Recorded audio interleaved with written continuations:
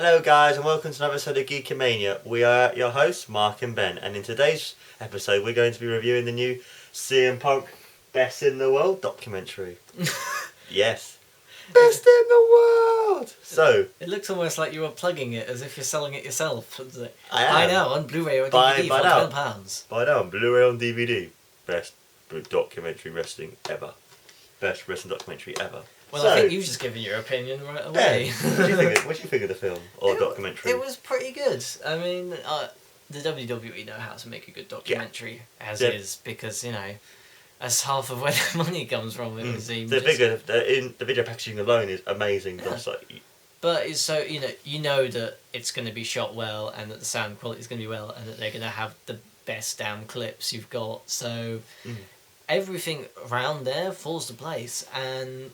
There's some stuff I didn't like. They didn't seem to quite give, a good documentary as an unbiased documentary, in my book. A good documentary will give you all the facts and let the viewers decide for themselves on the topic or the person, that kind of thing. And, since this is a documentary made by the WWE, there's some things they just kind of skip over and some things they don't really get into, but it wasn't 100% pro WWE. Even the documentary himself, even Punk was like, I hated it there. It was crap. Like he made Vince McMahon seem like an idiot at some points. It was like, what do you mean he doesn't understand what I'm talking about? What's the challenge, sort of thing. It's like it's good because it's very pro WWE, but at the same time, it's not because you got those stuff that's Punk saying about the WWE that is like he thought it was bad and what he wants to improve about the product as well. That's the advantage of having this documentary be about the man who's made it his own job to kind of criticise his own company in it. So yeah, of course. You do get elements of that, thankfully, through Punk being involved. But you never really heard like Vince talk about Punk in it. There's lots of people you don't hear from that it would have been interesting to hear from. So, but the people that you hear from kind of make it kind of worth enough because maybe he didn't really work with Vince enough, like with Michael Hayes and Paul Heyman, Triple H. He worked a lot with them, a lot more maybe. Yeah, that's probably why. You can understand that, but this is just like the few problems I have with the documentary. Other than the fact that there's more. My main criticism is that there's more people I would have liked them to talk to. So when your big criticism is I want more, that's not a bad criticism. No, not at all. So yeah, overall this is a pretty good DVD. Well, Blu-ray. Blu-ray, and it's also one of those Blu-rays that even if you weren't a fan, you'd either become a fan or you respect Punk. It's one that's the good thing about that documentary. You understand what Punk is, you understand the character, why he's like what he is, and you kind of empathise with him as well. Like what happens if your brother stole from you loads of money? Would you ever speak to him again? That sort of thing. They never really got into that. I mean, it's like things like that. They kind of just glossed over it. It's almost kind of like Punk didn't want to talk about it. So they didn't really, try and get anything out of it. And that's kind of one of the bad things about it. It seemed almost like an autobiography. It seemed almost like written by Punk, the whole thing. It didn't seem like a documentary about a person. It was, and that's why most documentaries about people are done after they're dead. Yes. Simply because that way, you don't have the person themselves coming in and saying, oh, well, this, and this. You have people talking about that person and you get more of an impression of what that person was like on both sides.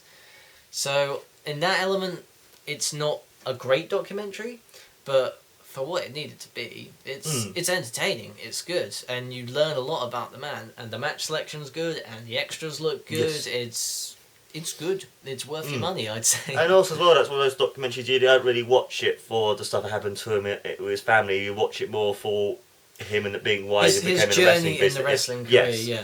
Where he was in the IWA and then Ring of Honor, TNA, and then to OVW, then ECW, then now Raw and SmackDown, basically. Yeah. And how he became, and why he's the biggest heel and what he does and why he's straight edge. Which I thought was quite interesting because he doesn't drink because his dad used to throw up and drink all the time, so he doesn't want that happen to him. So, yeah, I mean, I would have preferred like a more documentary about him as a person, and like what this has done to him. But it's much more about the wrestling and his path through wrestling and his path to the WWE and big events that happened in the WWE for him. And you kind of expect that from a WWE-centric making. Definitely. Yeah, no. I thought the little like side stories about his life and what he did with Joey Mercury, I thought was really cool. The little bit about you talking about his tattoos, a little bit afterwards as well, talking about his other family that, as he was saying, blood's thicker than water, like water's thicker than blood to him because his new family with Ches, which has a tattoo like there that says 31. He does it because of them, Ches, and his other kind of thing. It kind of shows a more sort of human side and why, like, a lot of people think CM Punk's a dick and that sort of thing, but actually him doing that means he's actually a really nice guy. Yeah, and as I said, like if you're a CM Punk fan, then this is a really good watch. Yeah.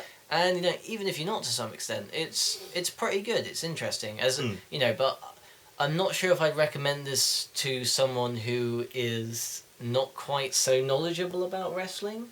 Someone who doesn't like wrestling, I wouldn't really recommend it to you. No. But someone who likes wrestling in general or wants to know more about the wrestlers, I think it's one of those Blu-rays that you watch and you realise, and actually, yes, I'm a massive CM Punk fan, but after watching that, I respect him a lot more and watch a lot reading about other people's reviews. It's one of those things that you either like him and it makes you respect him because of what he's done for this business, what he's done for his friends and family. Like, apparently he's one of the nicest people to his friends and family. Then if you're a dick to him, he'll be a dick to you back, which is a lot of people like about him because he's very straight talking and he's just probably, I'm not saying it because this is Monica, but he's probably one of the best wrestlers in the entire world.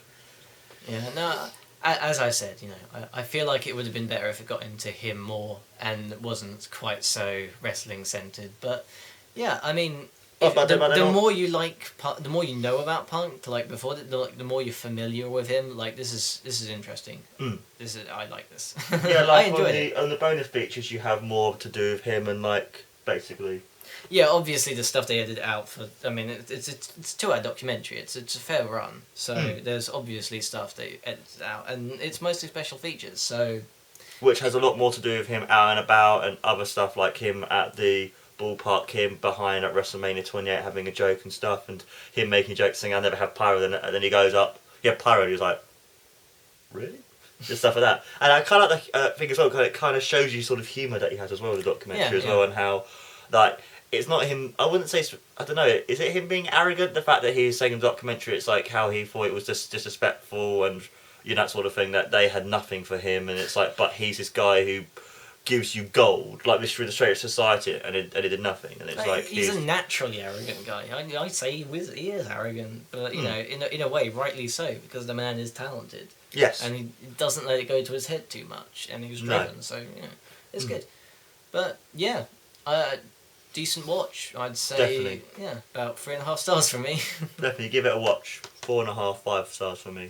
Then again, I've seen all the bonus features, but Ben hasn't yet. So maybe if he watches bonus features at another point, he might give it maybe a higher review. There's more stuff. I'm mainly just rating like the documentary there. Like as a DVD package, it's probably much better. I mean, like for the matches you get and the special features you get, it's a good Blu-ray. Like, I mean, you have to. As a film, I'm saying it's 3.5 stars. As a Blu-ray, I'm saying it's more like 4 stars. Yeah. Fair enough. So yeah, I guess wraps up that little nice short Geekamania for you. Cheers, guys. Actually, before we wrap it up, talking of the editing and I actually quite like the fact that to do with his character, where it was quite gringy and quite grungy and that sort of thing. That noticed when he was talking to his family and stuff, and Michael Hayes and Paul Heyman, it was very dark, and even like the Miz and John Cena and Triple H was very dark and very grungy with the background colour and how the way it was shot, just half their face was being used by shadows. I thought it was quite clever the way they did that. It's not really editing. That's composition, cinematography. Yeah. I thought the cinematography, that's what I meant. I thought the cinematography was really good. And the editing as well, as I said, that's what I meant, the editing where 1 minute he was saying, "Oh, this is stupid, this is crap," and the next minute you have it on a shot of Michael Hayes because he was the one who probably said why it was. So I thought it was quite clever how it was quite, with not even saying a word, it kind of has little subtle hints. Well, as I said, WWE know how to make the documentaries. Yeah. They're not going to... They've got that down. Anyway. And they're so good that even the Rolling Stones is using them for their... WWE's doing Rolling Stones concert. Basically, they're doing the production and stuff for that. You really don't like me wrapping this up, do you? You just want to keep it going. Sorry. But he is best in the world. If you get a chance to watch it, definitely do. And he's the least concise in the world. He's Mark. I'm Mark. He's Ben.